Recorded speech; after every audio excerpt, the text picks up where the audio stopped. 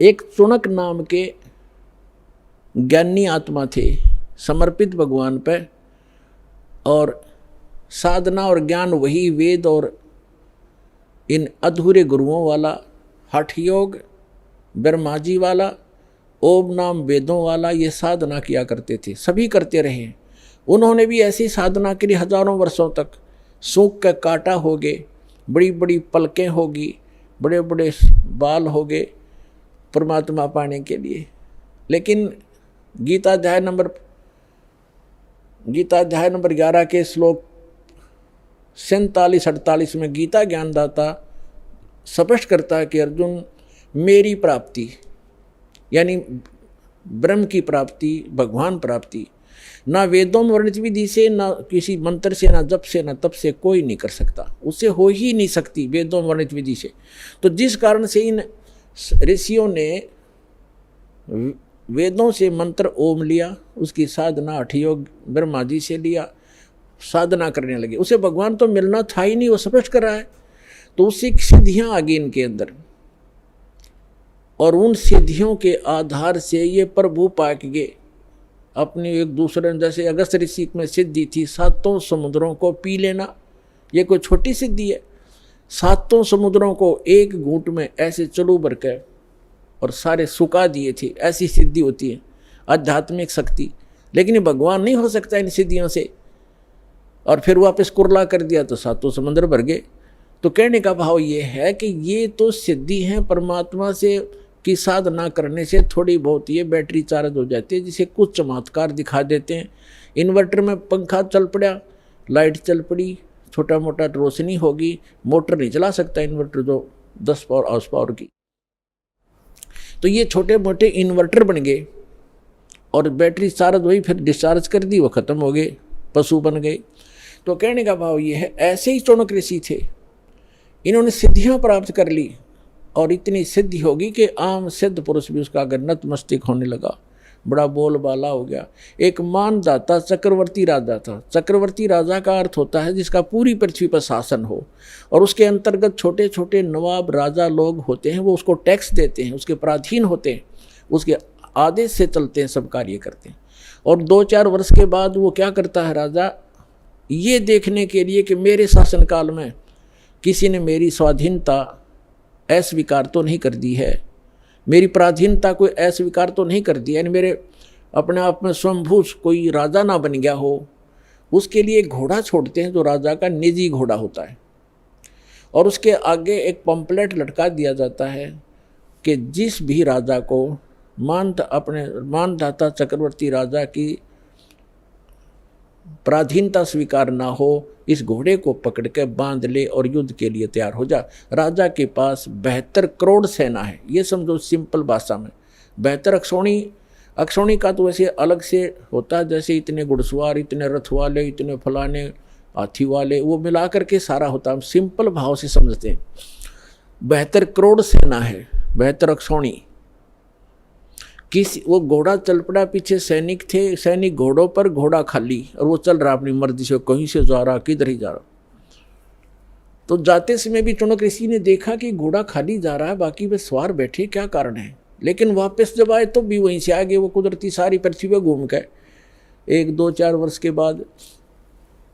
तो ऋषि ने पूछा कि सैनिकों ये घोड़े पर सवार क्यों नहीं कोई। तो उसने बताया, सैनिकों ने बताया कि ये राजा मानदाता चक्रवर्ती राजा का घोड़ा है, इस पर कोई बैठ नहीं सकता। और इसके गले में क्या लिखा है, ऋषि ने पूछा। सैनिकों ने उत्तर दिया, इसके गले में ये लिखा है कि जो इस घोड़े को पकड़ेगा उसने राजा मानदाता जी के साथ युद्ध करना पड़ेगा, और राजा के पास 72 करोड़ सेना है। ऋषि ने पूछा, क्या किसी ने नहीं पकड़ा। तो सैनिकों ने कहा, कौन पकड़े, उसकी जाड़ फोड़ दें हम, है किसी की, पिलाया किसी की मां ने दूध। ये सैनिक भी एक आधा अगर मुंह फटे।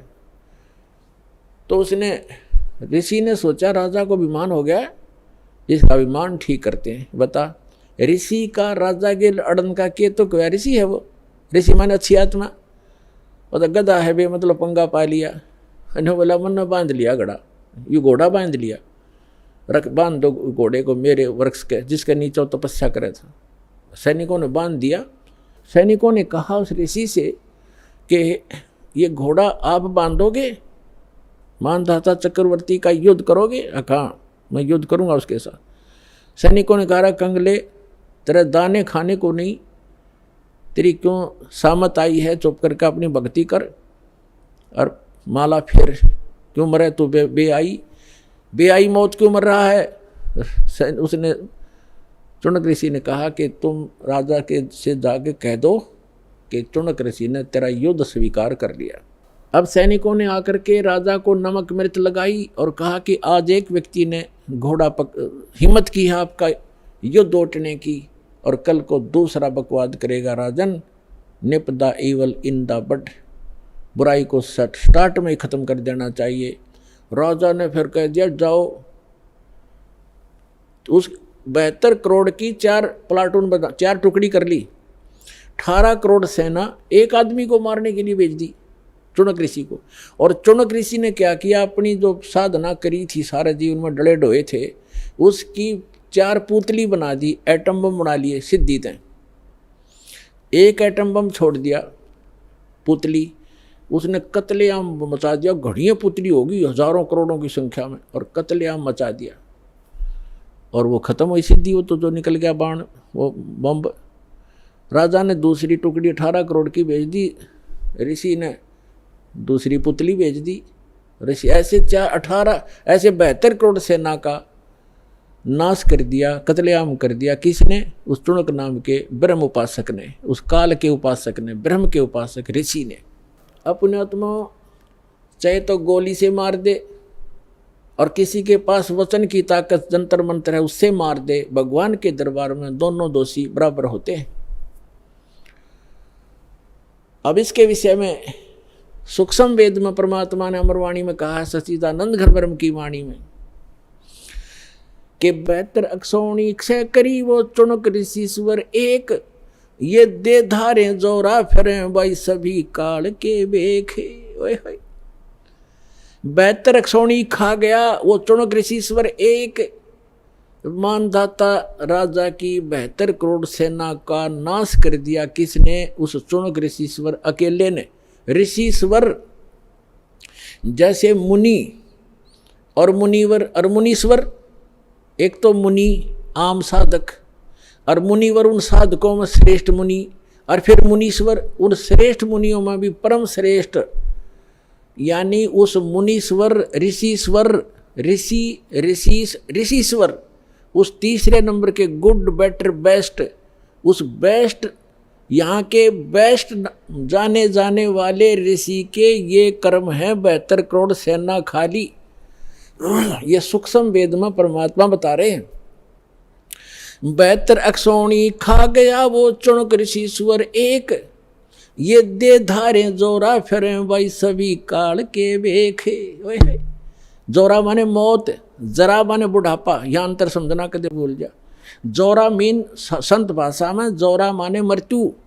कहते हैं ये दिखे संत ऋषि महर्षि, ये तो चलती फिरती घाल है। ये दे धारे मौत फिरे, ये संत नहीं, ये मौत है।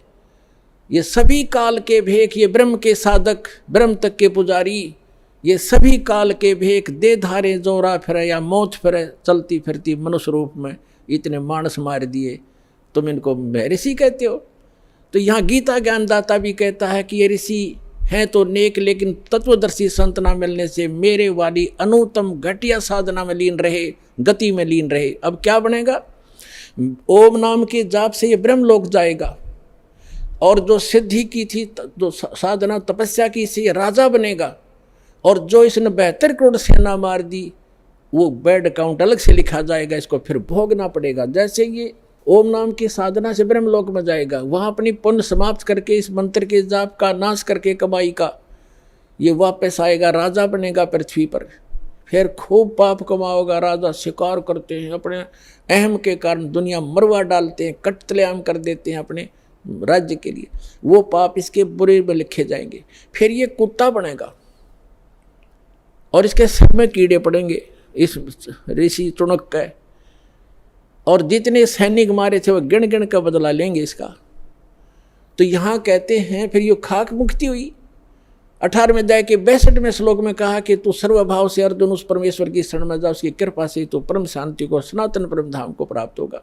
15वें अध्याय के 4थे श्लोक में कहा कि परम संत की प्राप्ति के उपरांत, तत्वदर्शी संत की प्राप्ति के उपरांत परमात्मा के उस परम पद की खोज करनी चाहिए, जहाँ जाने के बाद साधक लौटकर फिर संसार में कभी नहीं आते और केवल उसी की भक्ति करो।